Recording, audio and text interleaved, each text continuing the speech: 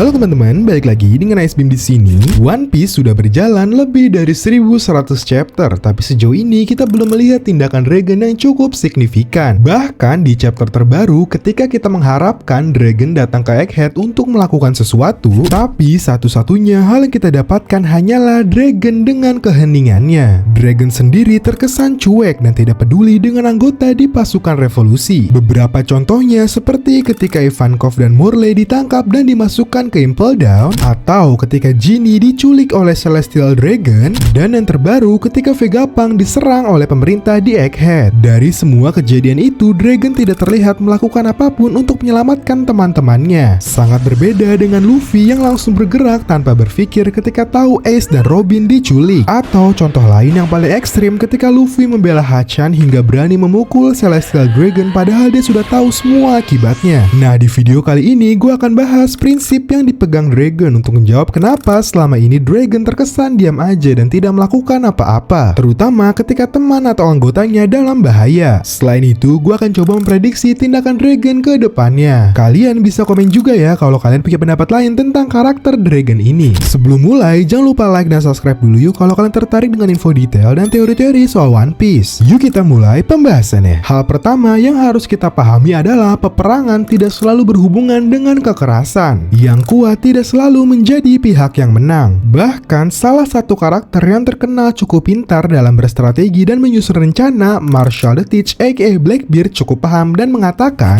beberapa pertempuran tidak dimenangkan oleh tinju. Kita bisa melihat seni dalam peperangan, terutama peperangan yang melibatkan pihak-pihak yang besar. Dalam kasus ini, Dragon dengan pasukan revolusi melawan pemerintah dunia. Tujuan Dragon jelas ingin merevolusi dunia, menggulingkan pemerintah, terutama Celestial Dragon yang terkenal korupsi, memeras warga dengan upeti yang tidak masuk akal, menormalisasi perbudakan, dan banyak hal-hal yang tidak adil lainnya. Sebagai pemimpin pasukan revolusi yang memiliki tujuan yang sangat besar, tidak mungkin Dragon tidak memiliki rencana. Menurut gua, Oda sudah sangat tepat dalam menggambarkan karakter Dragon sejauh ini. Ada sebuah quotes dari seorang tokoh pejuang revolusi yang cukup terkenal di dunia nyata bernama Che Guevara mengatakan, diam adalah argumen yang dilakukan dengan cara lain. Revolusi yang terbesar dan paling kuat sering dimulai dengan sangat diam, tersembunyi dalam bayang-bayang. Dari perkataan beliau, kita paham bahwa gerakan revolusi yang dilakukan secara diam-diam adalah hal yang sangat wajar, bahkan dibilang jadi metode yang sangat kuat. Dragon sebagai tokoh revolusi seharusnya paham akan hal tersebut. Dragon kemungkinan besar memiliki segalanya dan bekerja dengan sangat diam dan hati-hati sesuai prinsip revolusi. Jika kita perhatiin pergerakan pasukan revolusi sejauh ini, semuanya hampir dilakukan secara underground atau diam-diam, bukan serangan secara terang-terangan. Contoh ketika pasukan revolusi diam-diam memotong dan merampok suplai senjata dari Dressrosa. Dan contoh lainnya yang terakhir ketika mereka menyusup ke Merijoa. Tindakan dan karakter Dragon bahkan didukung oleh tato di wajah Dragon yang ternyata sangat mirip dengan logo Three Run Spread atau 3 penyebar runa yang memiliki arti, pertama, tujuanmu akan membutuhkan waktu yang cukup lama untuk dicapai. Kedua, ketidaksabaran adalah musuhmu, jangan tergesa-gesa dalam prosesnya. Dan terakhir, bersabarlah untuk kesempatan sukses yang baik. Dengan kita tahu prinsip revolusi dan tato yang ada di wajah Dragon, kita jadi paham kenapa Dragon selama ini terkesan tidak melakukan apa-apa, terutama ketika temannya dalam masalah. Rencana yang sudah dibangun bertahun-tahun tidak mungkin dikorbankan demi menyelamatkan satu orang karena resikonya dan hal yang perlu dikorbankan sangatlah besar. Dragon tidak senaif Whitebeard yang menurut gua nggak bijak ketika memutuskan untuk menyelamatkan Ace. Whitebeard ingin menyelamatkan anaknya, tetapi secara bersamaan juga mengorbankan anak-anaknya yang lain, bahkan termasuk aliansinya yang berjumlah ratusan orang. Terlepas dari hasilnya berhasil atau tidak, hal tersebut nggak masuk akal, terutama jika dihubungkan dengan prinsip yang kita analisis sebelumnya terkait Dragon. Selain Whitebeard, kita juga bisa lihat contoh lain di Luffy. Luffy ketika tidak bisa mengontrol emosi dan akhirnya memukul Celestial Dragon, Luffy harus membuat teman-temannya menderita karena dikejar oleh Kizaru dan juga pasifista setelah itu. Ketidaksabaran seperti itu tidak mungkin dilakukan Dragon karena prinsipnya sudah jelas. Dragon menerapkan seni dalam peperangan, karena itulah prinsip pasukan revolusi. Oke, lanjut kita coba prediksi tindakan Dragon ke depannya ya. Ada beberapa clue yang bisa kita gunakan di sini. Pertama, dialog Dragon yang mengatakan bahwa Holy Knights atau Kesatria Suci akan segera digerakkan. Hal ini dikarenakan pasukan revolusi secara tidak langsung sudah menyatakan perang ketika Sabo dan tim menyelinap masuk ke Merijoa. Jadi seharusnya kita akan melihat pasukan revolusi akan berperang melawan kesatria suci. Nah, clue yang bisa kita gunakan selanjutnya adalah hal yang pernah gue sampaikan di analisis chapter 1113,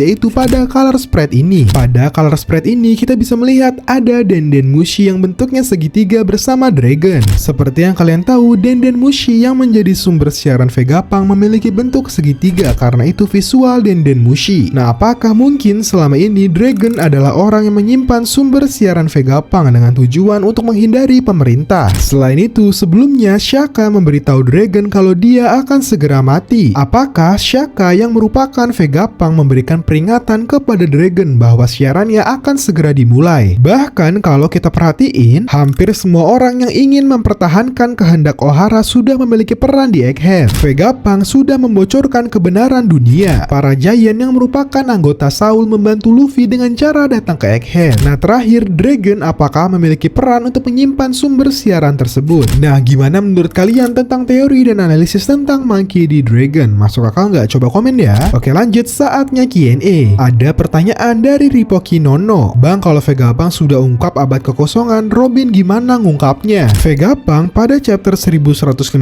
sudah mengatakan bahwa dia nggak memiliki akses ke seluruh informasi. Hal itu dikarenakan penelitian Ohara itu belum selesai dan belum mencakup seluruh poneglyph. Jadi, satu-satunya hal yang harus dilakukan untuk mengungkap abad kekosongan secara utuh adalah harus menemukan seluruh poneglyph dan menemukan One Piece yang ada di Laugh-Tale. Nah, peran Robin akan sangat penting di sana. Semoga menjawab dan koreksi kalau gua salah ya. Terima kasih sudah nonton video ini. Jangan lupa like, comment, share, dan subscribe supaya gue makin semangat bikin video.